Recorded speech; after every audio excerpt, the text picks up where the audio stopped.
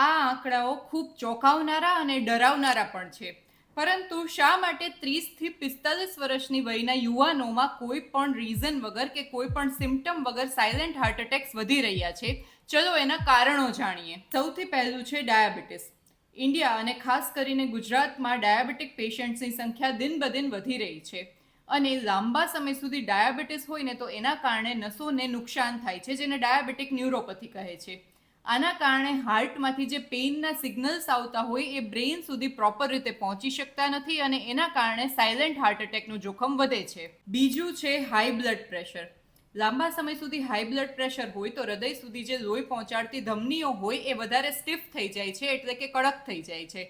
એના કારણે અંદર ચરબીના થર એટલે કે પ્લેક જમા થાય છે અને સાયલેન્ટ હાર્ટ એટેકનું જોખમ વધી જાય. ત્રીજું અને સૌથી મહત્વનું જે મોટાભાગના યુવાનોમાં જોવા મળે છે એ છે ક્રોનિક સ્ટ્રેસ એટલે કે તણાવ અને ઓછી ઊંઘ.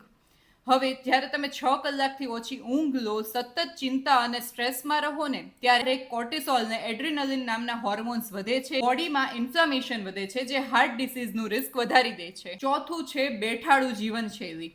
મોટા ભાગના યુવાનો ડેસ્ક જોબ કરે છે, કોઈ પણ જાતની કસરત કરતા નથી, હાઈ ફેટ અને શુગરવાળું ખોરાક ખાય છે. એના કારણે ઇન્સ્યુલિન રેઝિસ્ટન્સ વધે છે, કોલેસ્ટ્રોલ વધે છે, જે હાર્ટને નુકસાન પહોંચાડે છે. અને પાંચમું છે ધૂમ્રપાન અને તમાકુ. સિગરેટ, બીડી, હુક્કા, વેપિંગ બધી જ વસ્તુઓ હાર્ટમાં બ્લડનું ક્લોટિંગ વધારે છે, જે સાયલેન્ટ હાર્ટ એટેકનું રિસ્ક અનેક ગણું વધારી દે છે. તો જો આ માહિતી કામની લાગી હોય ને તો ગુજરાતના દરેક વ્યક્તિ સુધી શેર કરી દો અને અમારા પેજ યોગાકૃતિને ફોલો કરી દો.